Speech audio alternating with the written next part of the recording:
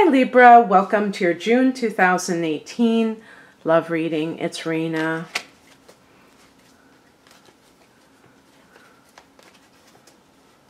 The sun came out for just a second and it was really cool. I'm gonna have to check when I replay this video because it was like for a second there it looked so blue. I don't know how to explain it. Maybe you noticed it too. Now the sun went away.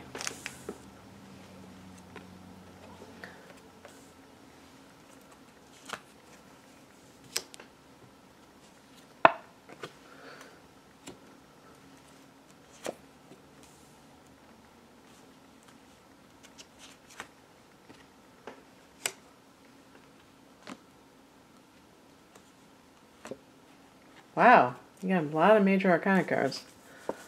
How many? Four out of 7. That could indicate a very eventful month. So let's begin. It's funny because I was thinking about Aries. I think was it Aries that I did? It must have been. And I was talking about, you know, how you and Aries are opposing signs, but it seemed like in Aries reading there was a Libra. So I don't know if this is an Aries person or not. The wands represent fire. The other fire signs are Sagittarius and Leo. But you see this person is carrying something that is a burden to him. And when I see this card, I mean, it can be like in a general reading, it would be like, oh, watch out, you might be working too hard, you might be risking burnout. But in a love reading, I always think of someone who is taking on the responsibility for somebody else in the relationship. And it could be that you are in a relationship with somebody who is not pulling their own weight. And there are different ways that people don't do that. And I always think it's kind of petty when people make relationships, oh, it has to be 50-50, because, you know, I don't think it does. I think that we can contribute to a relationship in our own way and that you can't measure it per se. It's funny because Libra is a sign that's all about fairness. And sometimes, even though Libra is acquiescent, sometimes you do things, maybe you want to people please and you want that person to accept you, not get mad at you.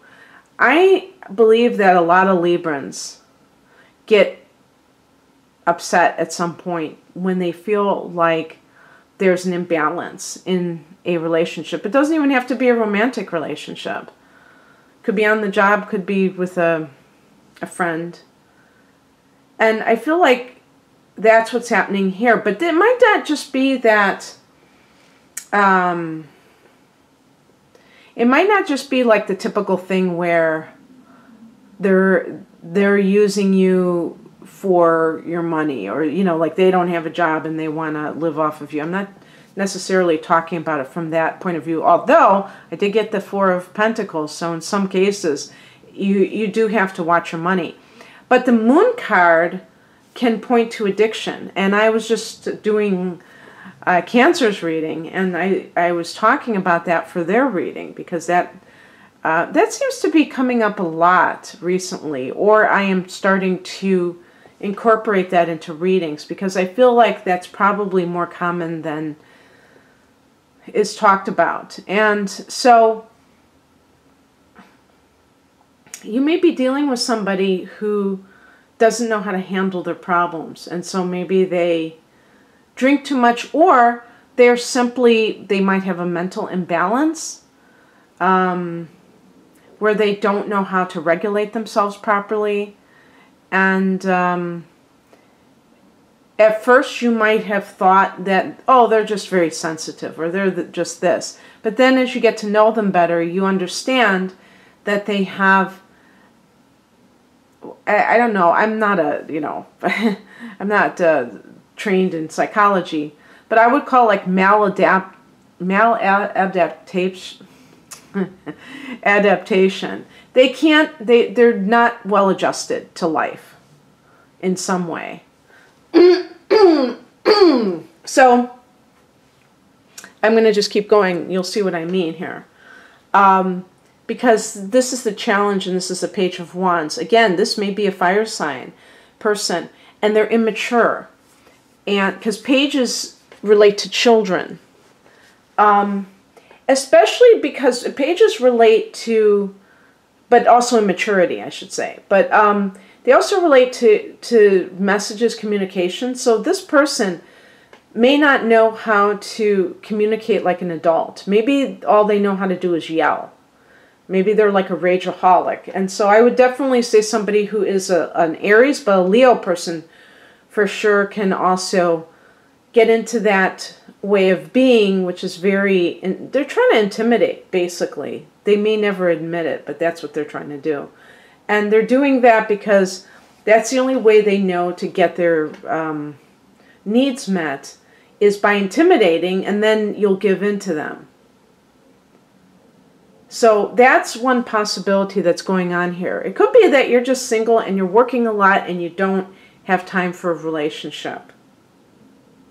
That's also a possibility.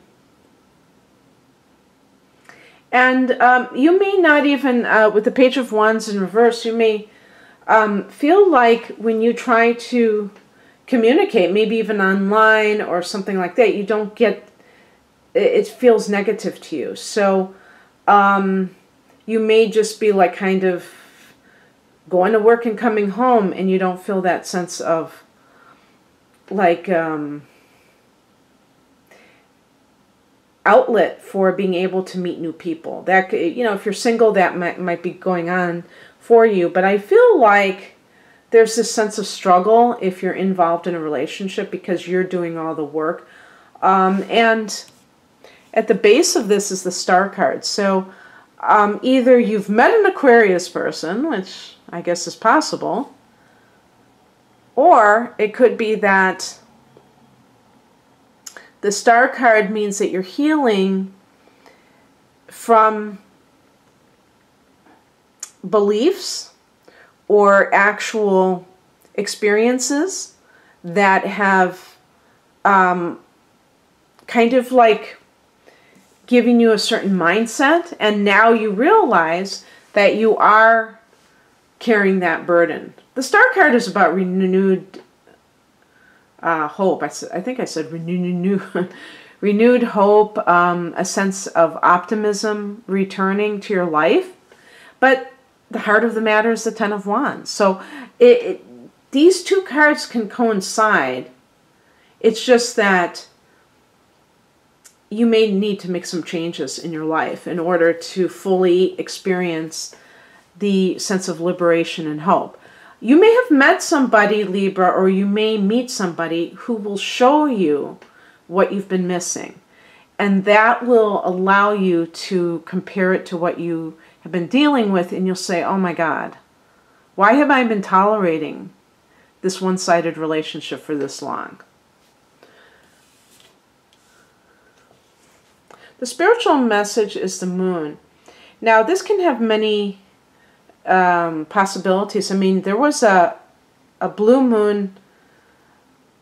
It wasn't I don't think it was a lunar eclipse. I think it was just a full moon, wasn't it? But anyway, it was in your sign at the end of March. And that might have be a spiritual message to say that was a turning point for you, where you are starting to see things differently. The Moon card is all about possible self-deception. So the spiritual message could be that you need to be honest with yourself at all times, and you cannot lie to yourself. You do not serve yourself when you're not truthful to yourself. The Moon card, again, is a card that can be about addiction as well as mental imbalance. So if you've been trying to save somebody from themselves, maybe that's what the Ten of Wands is, this thankless task that has no end in sight, then the Moon card is saying that you are operating under a delusion that you have the power to change this. Maybe you have gotten into a codependent situation. And, you know, sometimes people get into these situations and they don't know what hit them. The Moon card could, like I said, represent their problems that you're trying to fix, that you can't fix. That you didn't, you know, there's a saying, I think it's in AA, but it says, you didn't start this, you can't solve this. You know, you didn't cause the person to do it, and you can't prevent the person or cure the person from it.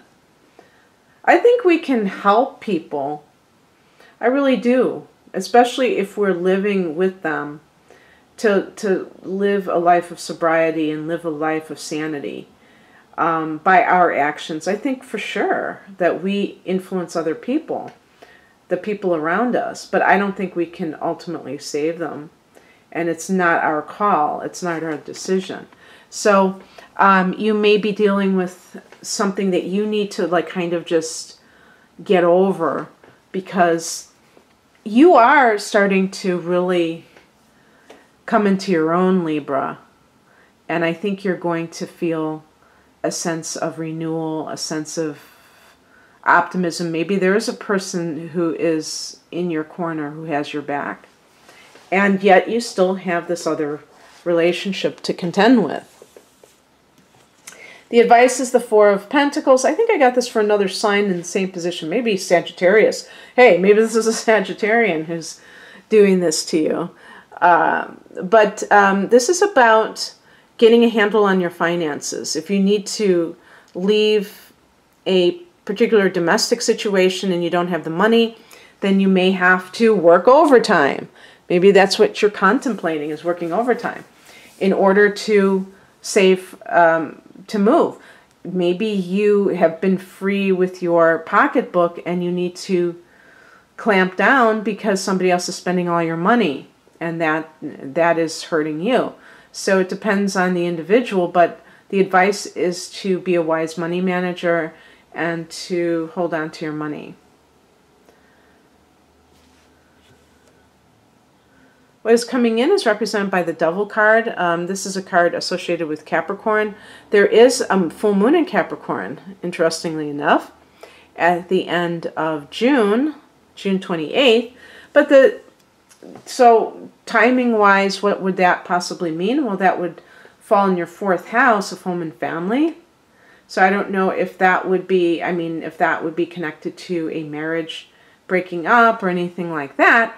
However, looking at it as a card itself, the Devil card is about addiction. And confronting addiction would be the case in this particular placement, okay? So one addiction that exists out there is addiction to, you know, besides substance abuse, is addiction to materialistic lifestyle. Maybe the Ten of Wands has nothing to do with finances, of you like working while somebody else isn't. Maybe it's all on the emotional level. Maybe you're with somebody who has a lot of money, and that has been a draw. Librans like to live large, you know. You like to have bright, shiny objects. So the Devil card is looking at those areas that you allow yourself to be in bondage over. You know, sometimes too it can be like a sexual attraction. So if you have a sexual attraction, a physical chemistry with somebody who's destructive to you ultimately, then that's something that you might have to look at. And that's good. It's good to look at things, isn't it? To really see them as they are and not to kind of gloss over them. I think that's important in life.